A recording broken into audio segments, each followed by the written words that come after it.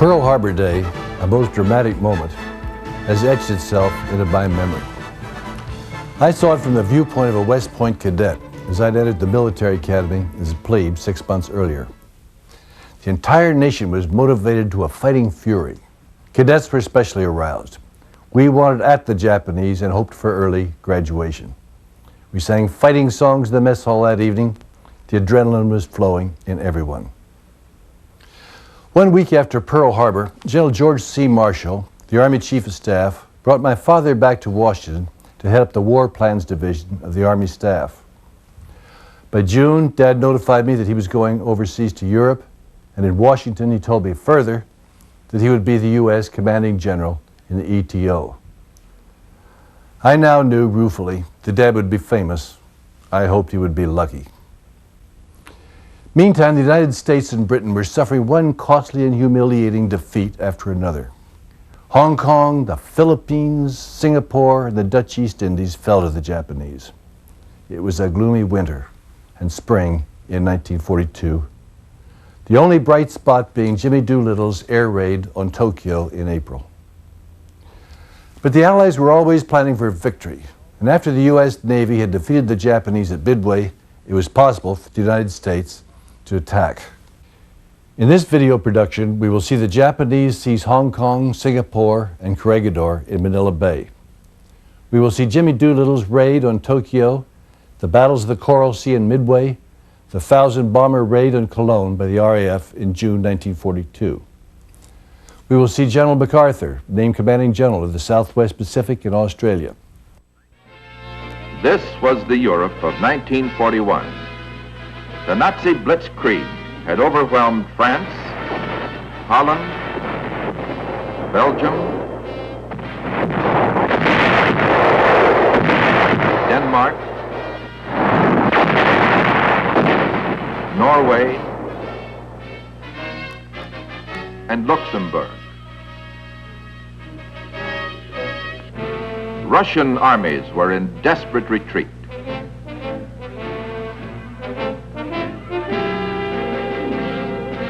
The German Air Force was raining death and destruction on England.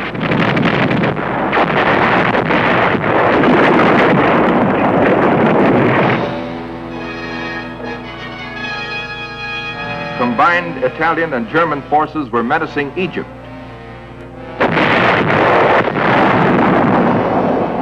Their objective, to defeat an opposing British army and dominate all North Africa.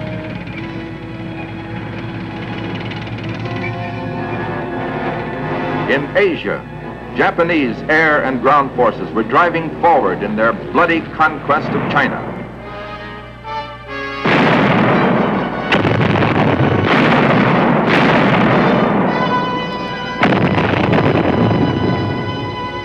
Only one of the world's major powers was still not at war: the United States.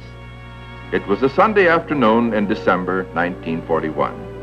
And the Statue of Liberty towered serenely over New York Harbor, as if she were the last symbol of freedom left to the crumbling free world. Afternoon in New York, early morning in Hawaii, and another great harbor where American warships were at dockside or rode at anchor. Planes with cold engines stood idle at nearby Hickam Field. When suddenly, without warning,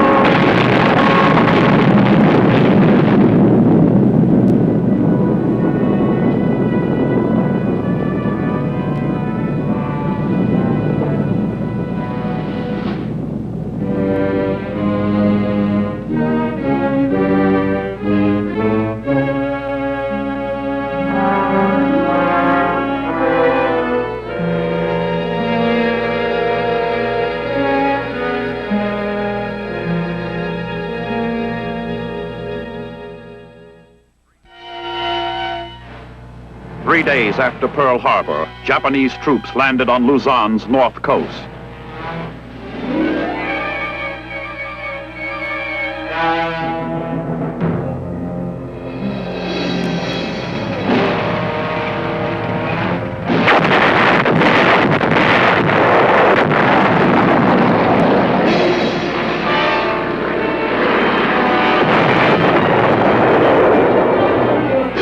The following day, still another Japanese landing was made on Luzon's east coast.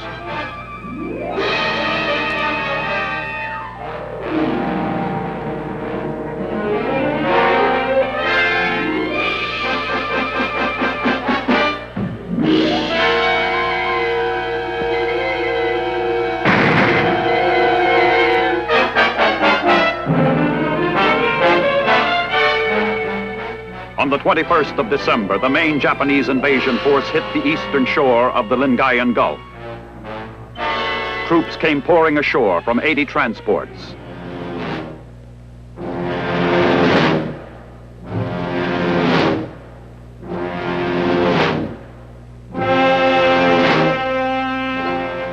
The Japanese onslaught gave General MacArthur only one choice: fight a delaying action, try to regroup his forces.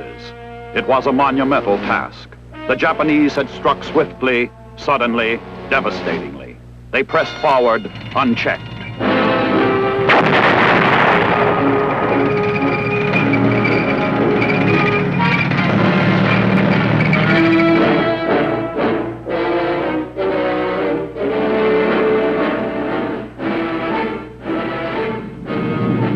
To save Manila from war's destruction, General MacArthur declared it an open city. Ignoring such humanitarian consideration, the Japanese bombed Manila.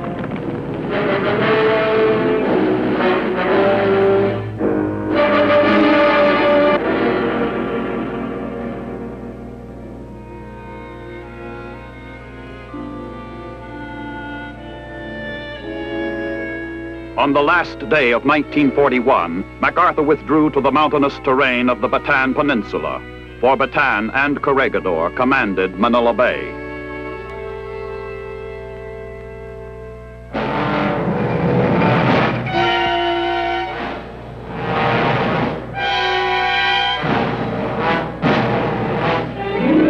The objective was to delay the enemy's entrance to the bay.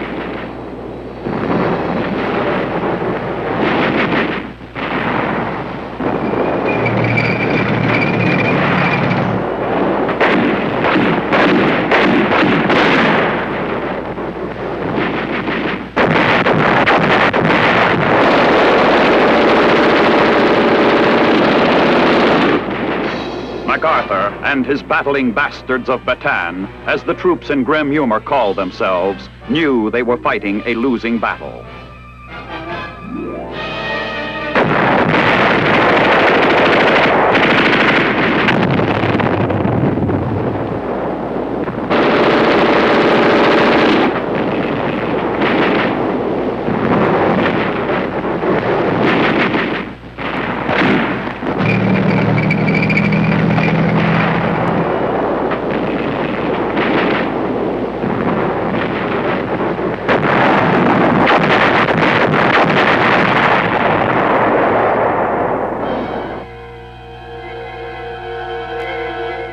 But they fought on, gaining precious time for us to recover from the disaster at Pearl Harbor and build up our forces.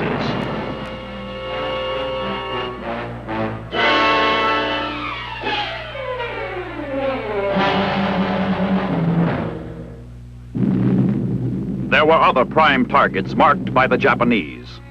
In December 1941, they took Hong Kong and invaded Malaya.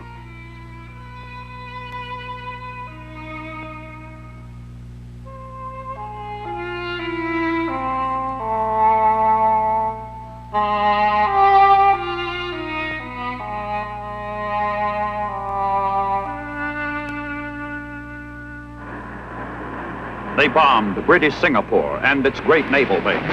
The British fought back, but it was the same losing fight that our troops were waging in Bataan.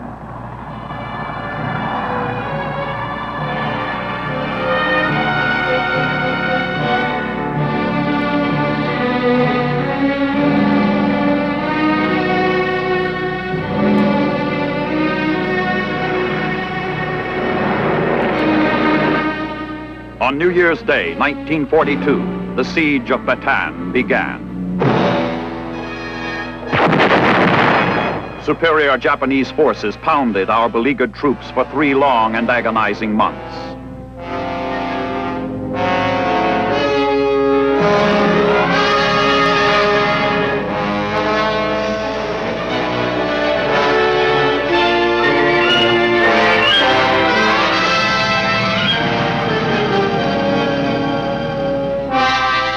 On February 22nd, 1942, President Roosevelt ordered General MacArthur to leave the Philippines and proceed to Australia as Supreme Allied Commander in the Southwest Pacific. MacArthur turned over his command to General Jonathan Wainwright.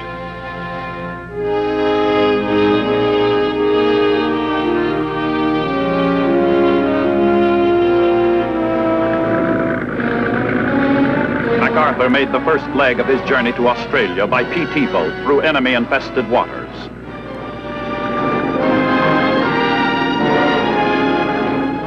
And then by plane from Mindanao.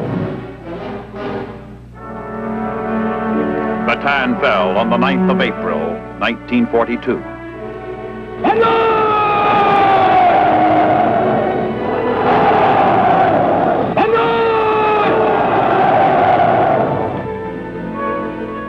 Thousands of captured American and Filipino prisoners of war began their infamous death march. Hundreds were to die, felled by exhaustion and by the bayonets of their captors. To those self-designated battling bastards of Bataan who starved and fought on, the nation owes a debt it can never repay. Theirs was a heroism seldom matched. Corregidor remained our last foothold. What once had seemed an impregnable rock fortress now awaited its inevitable doom.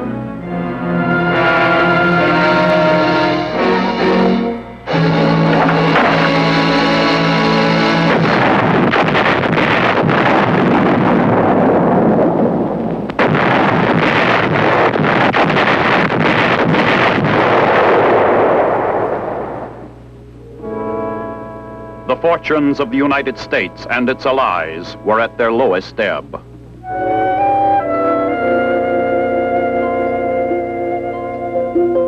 But the Japanese were soon to learn that their homeland was vulnerable to surprise attack. April 18, 1942, 16 B-25 bombers led by Lieutenant Colonel James Doolittle prepared to take off from the deck of the aircraft carrier Hornet. Their target, Tokyo, and 4 other major Japanese cities with carefully selected military targets. It was only 9 days after the fall of Bataan.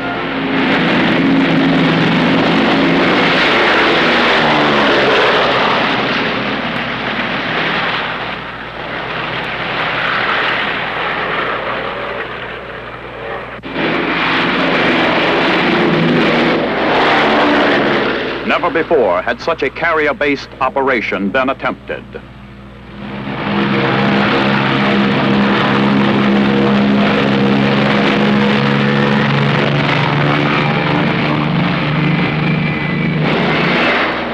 The psychological effects of the raid on Tokyo were even greater than the material damage inflicted. It raised the morale of all Americans. It shocked the enemy into realization that we had the will and the wherewithal to carry the war to the heart of his own homeland. 3 weeks later, United States Navy planes of a carrier task force struck the Japanese fleet a damaging blow in the Coral Sea. The first naval battle in history to be fought entirely with carrier-based aircraft.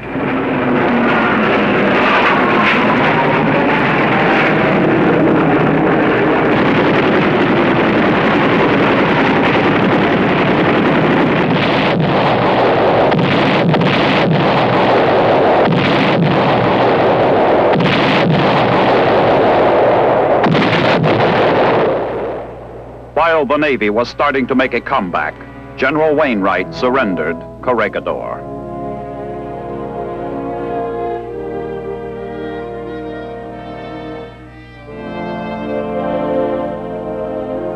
A proud old soldier who had fought in World War I and who now at the age of 59 was surrendering his sword without cause for shame. for he and his men had fought in the finest tradition of the American fighting man.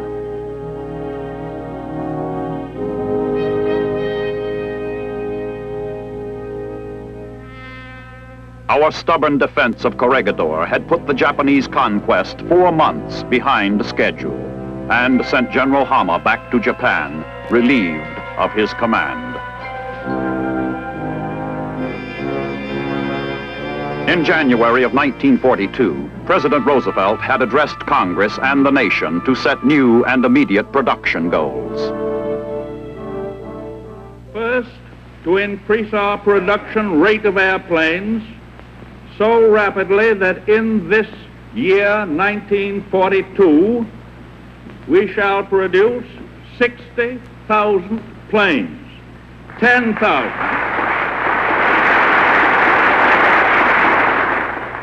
10,000, by the way, more than the goal that we set a year and a half ago. This includes 45,000 combat planes, bombers, dive bombers, pursuit planes. The rate of increase will be maintained, continued, so that next year, 1943, we shall produce 125,000 airplanes, including 100,000 combat planes.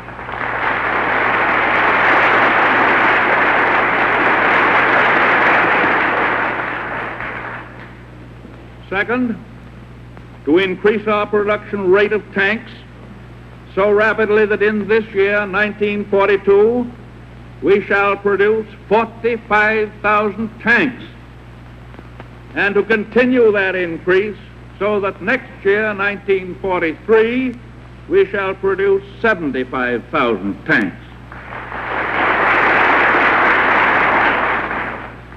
Third, to increase our production rate of anti-aircraft guns so rapidly that in this year, 1942, we shall produce 20,000 of them, and to continue that increase so that next year, 1943, we shall produce 35,000 anti-aircraft guns. And fourth, to increase our production rate of merchant ships so rapidly that in this year, 1942, we shall build 8 million deadweight tons as compared with a 1941 completed production of 1,100,000. Immense forces were mobilizing.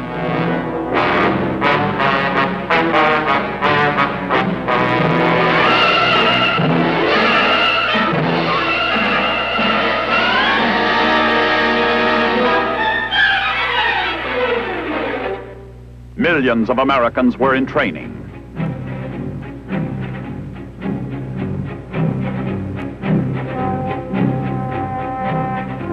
The infantry, airborne infantry, field artillery,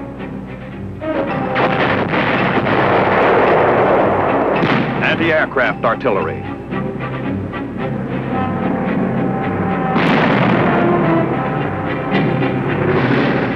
armored cavalry, Army Air Corps pilots by the thousands.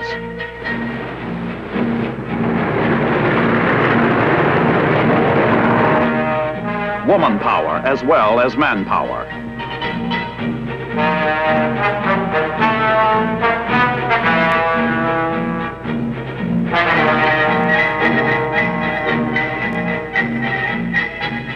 The vitality of all America was surging up to full tide. American labor and management performed miracles.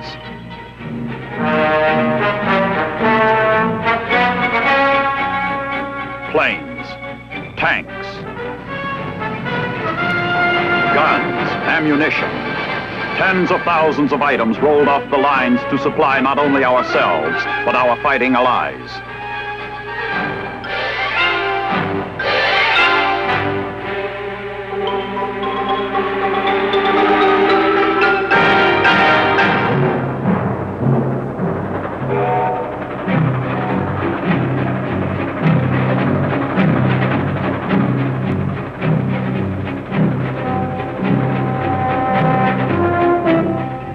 On the home front, 1942 was a momentous year. Great plans and stratagems were being laid and coordinated.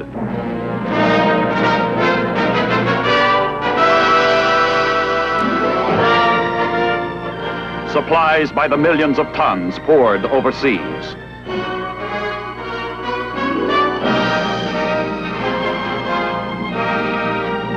Nazi submarines took a heavy toll.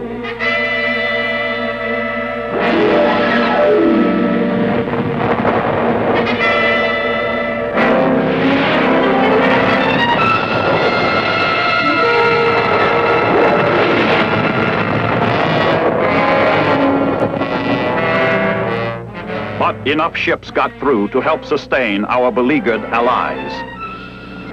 In the air, the tables were starting to turn. 1,000 Royal Air Force planes in a single massive saturation raid smashed Cologne, Germany.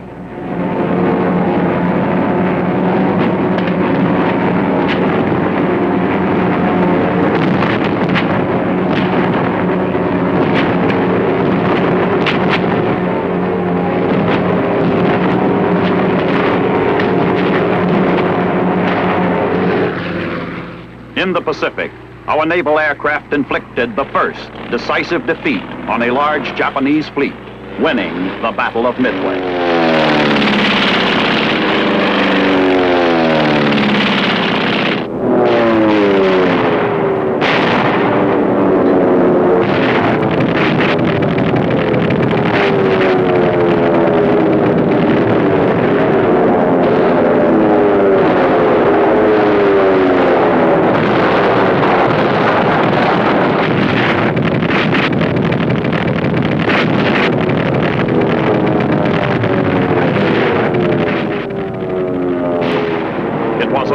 Triumph. There would be others, but they would be slow in coming. Our top military leaders were now taking the high places reserved for them by destiny. General Douglas MacArthur, commander in the Southwest Pacific, and Admiral Chester Nimitz.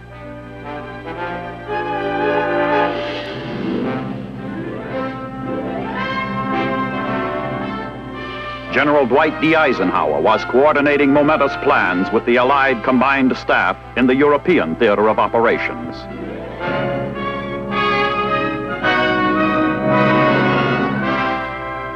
General Leslie McNair, commanding general of all American ground forces.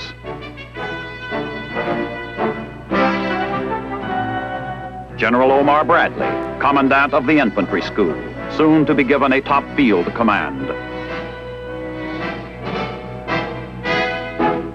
General Henry Hap Arnold, commanding Army Air Forces. General Breon Somervell moved up to Chief of the Services of Supply with the stupendous task of logistical support for what would finally be an army of many millions deployed throughout the world. The first of our troops began arriving at overseas staging areas. In North Ireland, England, Australia. On bloody Guadalcanal, Army troops relieved battle-scarred and weary Marines to continue the fight for the Solomon Islands. The United States was demonstrating not only a will to fight, but the capability of fighting a two-front war against great odds on far-flung battlefronts half a world apart.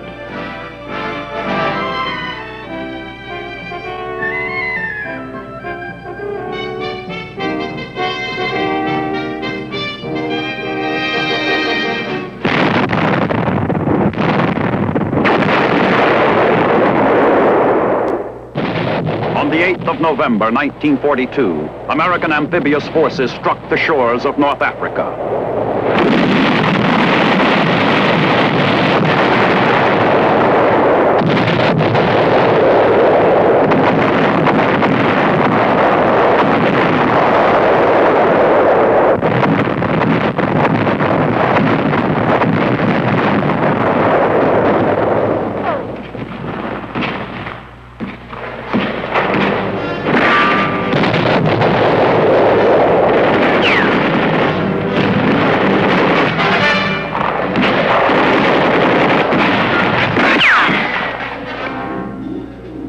were, to use an appropriate American phrase, in business.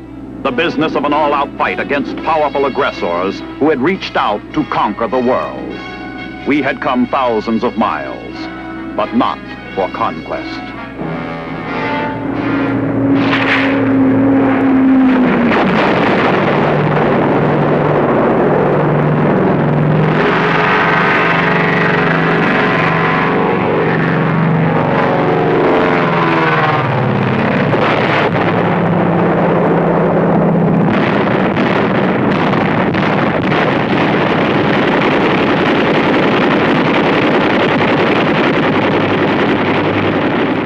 In 1942, the commander of our ground forces, General Leslie McNair, said it best. The United States is stretching out its arms to encircle the globe, not in conquest, but in protection. Even with our powerful allies, the task is vast and calls for our utmost all-out effort.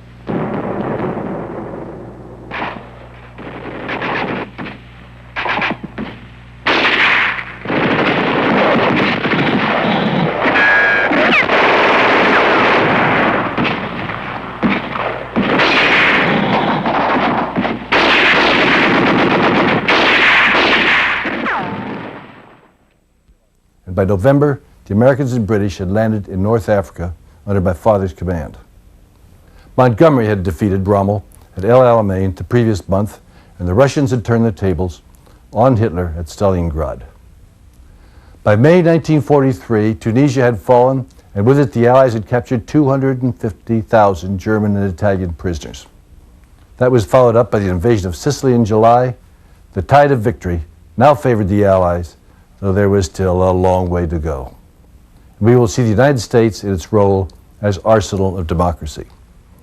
We will see Air Force action in the Pacific, and will end with the invasion of Sicily by Patton's American 7th Army and Montgomery's 8th British Army. All in all, this is the critical period of World War II. By winter 1942, 1 year after Pearl Harbor, our Army fighting forces were building up fast and being deployed around the world, fighting beside Australian troops in New Guinea, on Guadalcanal, where they had taken over from the long embattled Marines.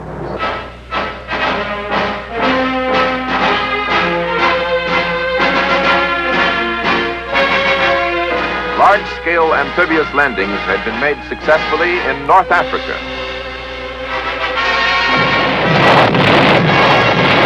Joining up with the British and the fighting French.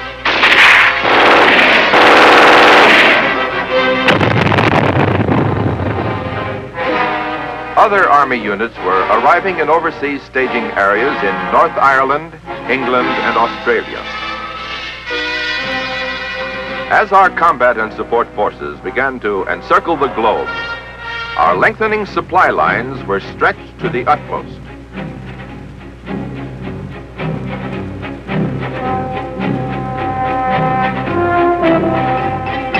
An army cannot fight without food, clothing, weapons, ammunition, medical supplies and services, transportation, armor, and aircraft that must be constantly supplied with fuel and as constantly serviced, repaired, or replaced.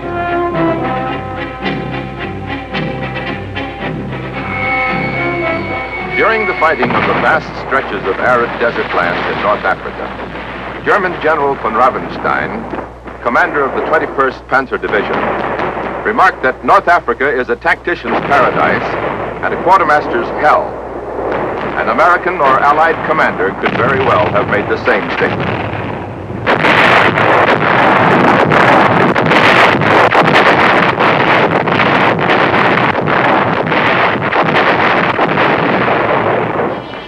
On the other side of the world, in the Southwest Pacific, support for the combat troops was even more difficult in an entirely different kind of warfare.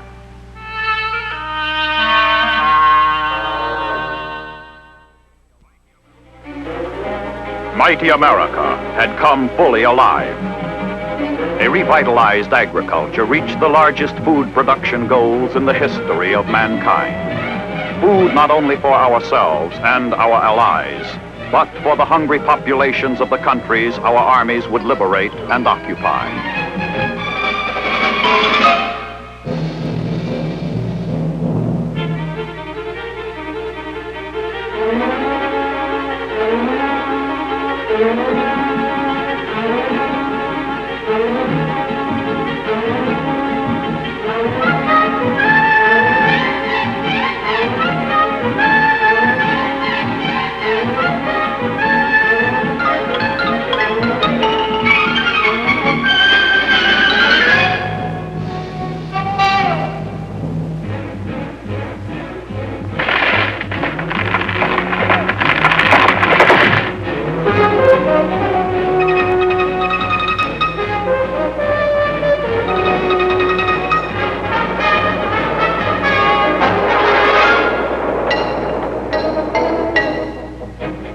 Industrial output staggered the imagination, brought renewed hope to our hard-pressed allies, dismay and consternation to the aggressors. It amazed even ourselves.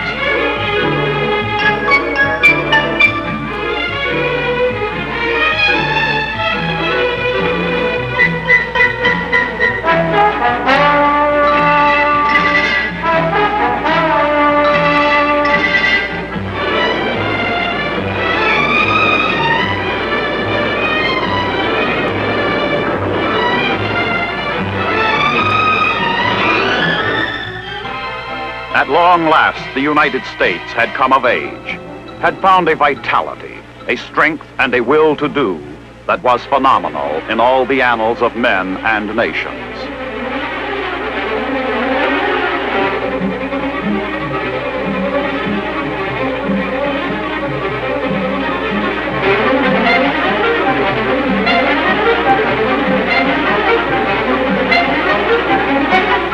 Great convoys of ships stretched out as far as the eye could see, carrying the millions of tons of cargo we kept pouring overseas.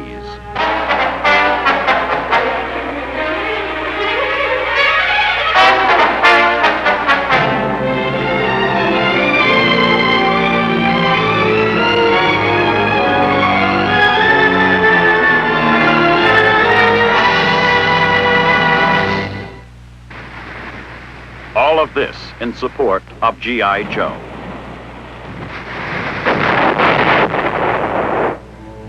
And who was G.I. Joe? He was the oft-times grimy, unshaven, heart and soul, blood and guts of America, the citizen soldier, the immortal image of the American fighting man whose forefathers had starved and frozen at Valley Forge to fight on and triumph at Yorktown, and again a few years later at the Battle of New Orleans. He had been a raw recruit at Bull Run, but emerged the victor at Gettysburg and the winner of a great and tragic civil war at Appomattox. He was the man who drove the enemy to defeat at Chateau Thierry, at Saint Mihiel and the Meuse Argonne. He was and is the American soldier personified.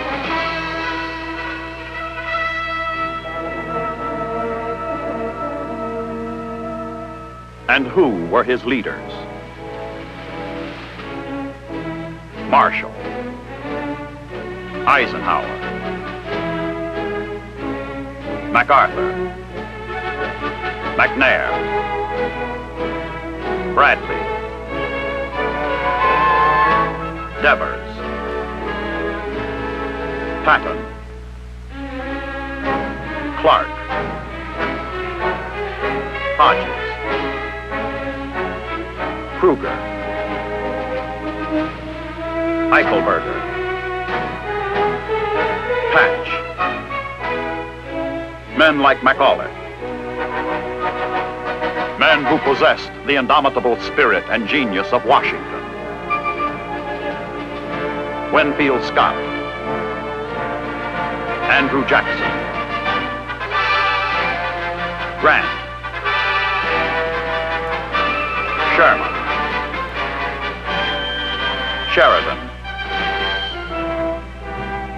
George G. Meade, Robert E. Lee, John J. Pershing. This was the heritage of American military leadership in World War II, a heritage they could not and would not fail.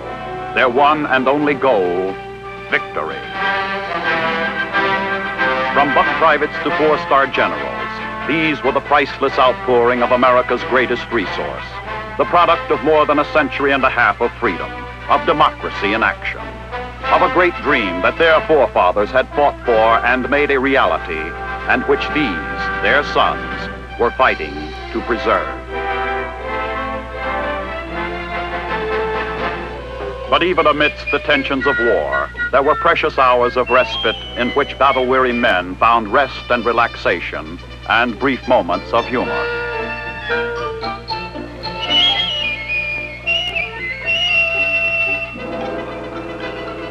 But when they fought to win. Theirs was a sublime dedication. Theirs was a glory the world would not soon forget. While the fighting was continuing in North Africa, President Roosevelt and Prime Minister Churchill met at Casablanca to determine further strategical moves. They agreed on 4 major points. Invade Sicily and Italy at the first opportunity. Intensify counterattacks against Hitler's submarines and launch a combined bomber offensive on Germany. Begin preparing for a major offensive in the Pacific. Accept nothing short of unconditional surrender as a basis for ending the war. This was the kind of positive, top-level determination the free world had long awaited. There was swift response on all fighting fronts. Tripoli fell to the British 8th Army.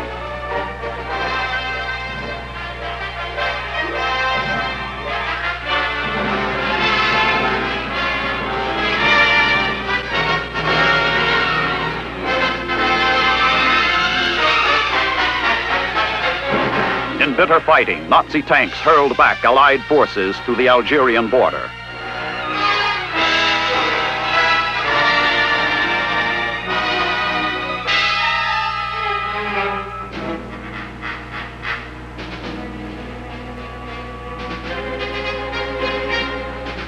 But then, combined American, British, and French units stopped the German-Italian drive at Kasserine and overran Tunisia.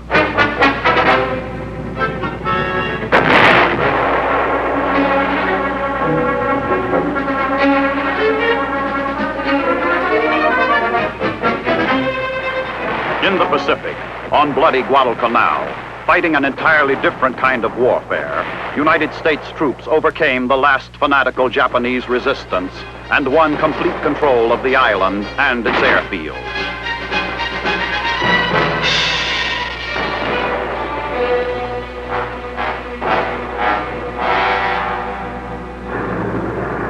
In the Battle of the Bismarck Sea, Allied bombers sank 8 transports and 4 destroyers of a Japanese convoy of 16 ships.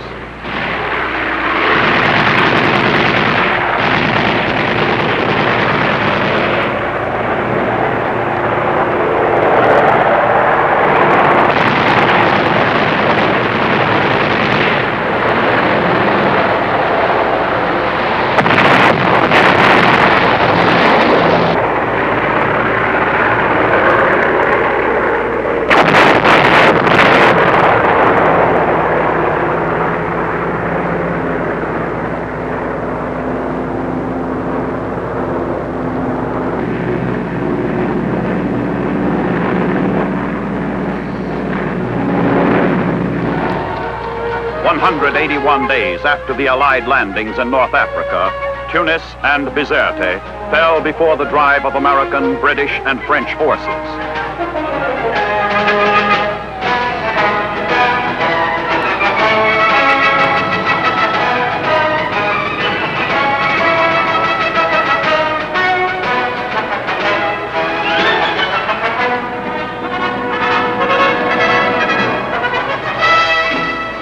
The drive reached its full fury with lightning speed, in the air and on the ground. The enemy was hit, harder and harder, crushed in a vice from which there was no escape.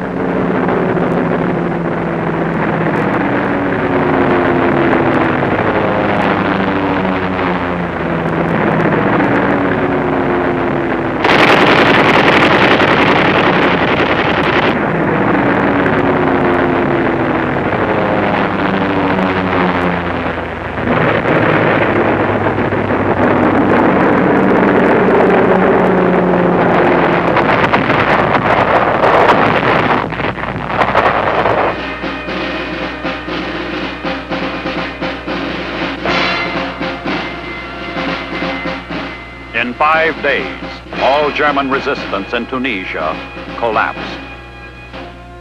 The Axis forces surrendered. The myth of Hitler's super race was beginning to crack.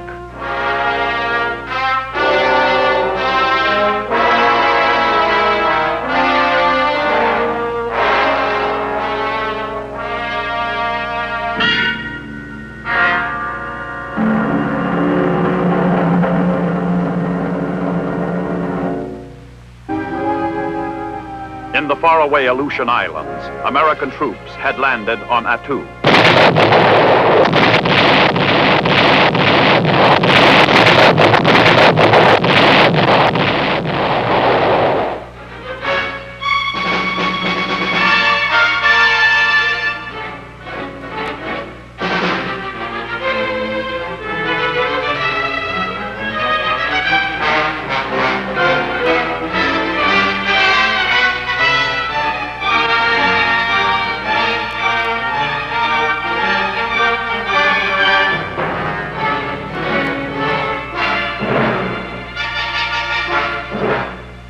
Still farther away in New Guinea, American and Australian troops drove back the stubborn and fanatical enemy in close fighting in malaria-infested jungles.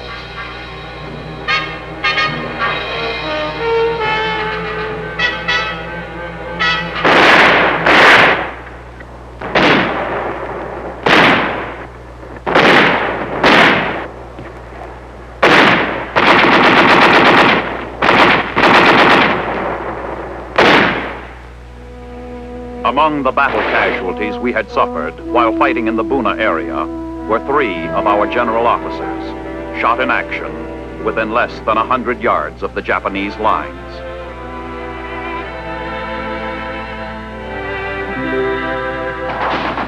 From victories on the deserts of North Africa, the fog-bound Aleutians,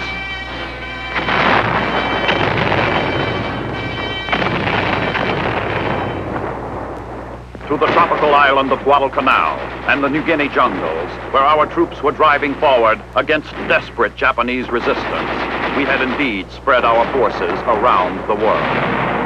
Who was it that once said, the United States was incapable of fighting a two-front war?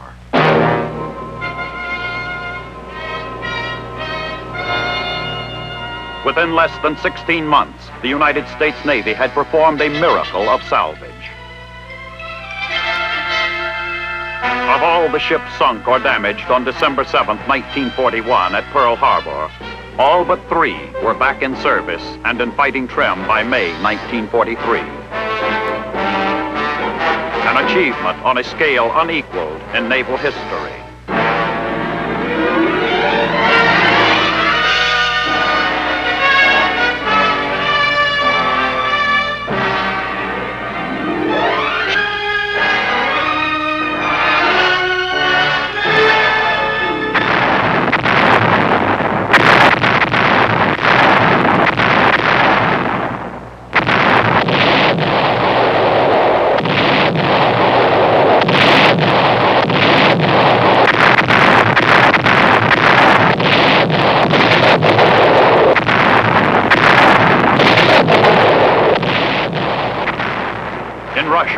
The Germans had taken virtually all of Stalingrad by late 1942. Their conquest was short-lived.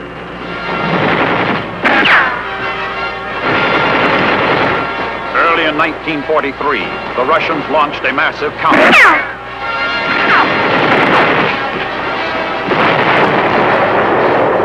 Retook Stalingrad, destroying a Nazi army of 330,000, capturing 17 of Hitler's generals.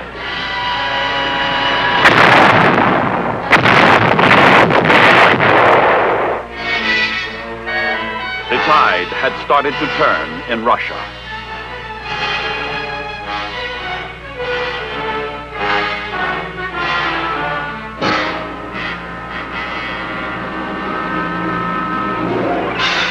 In June of 1943, hundreds of Royal Air Force planes engaged in a non-stop aerial offensive over occupied Europe that continued unremittingly for 10 days.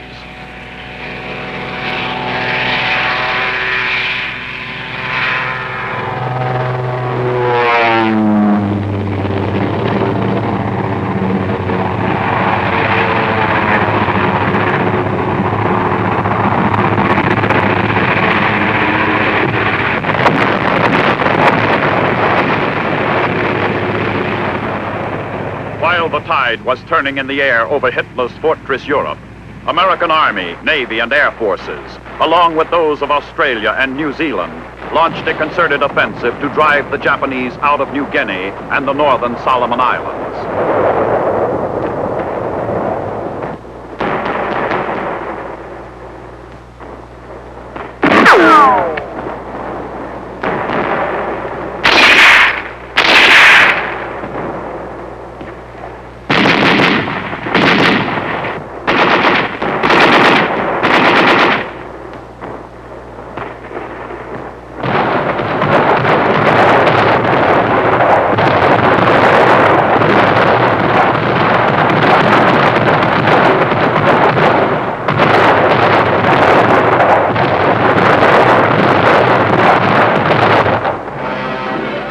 Enemy forces on Rendova Island were wiped out. Our troops drove for the Munda Airfield on New Georgia Island.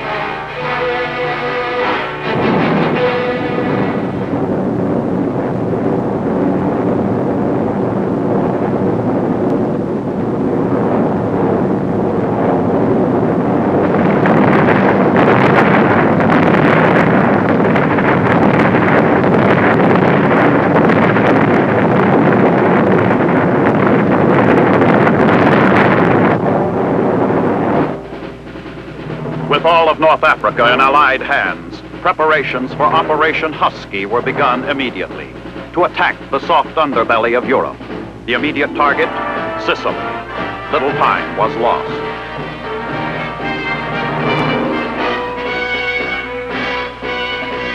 Only 60 days after the surrender of Axis forces in North Africa, Patton's 7th Army invaded Sicily simultaneously with British and Canadian troops under Montgomery.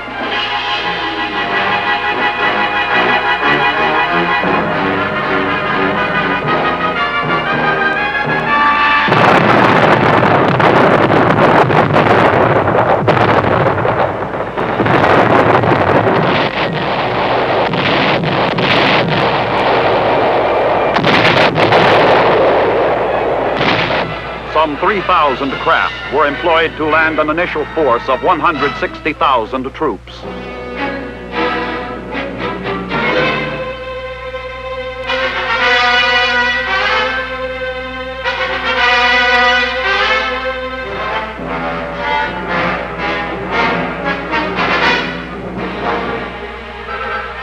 Almost 14,000 vehicles, about 600 tanks, nearly 2,000 guns.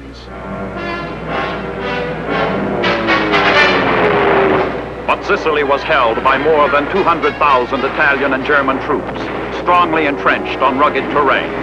It was to be a tough, hard-fought campaign.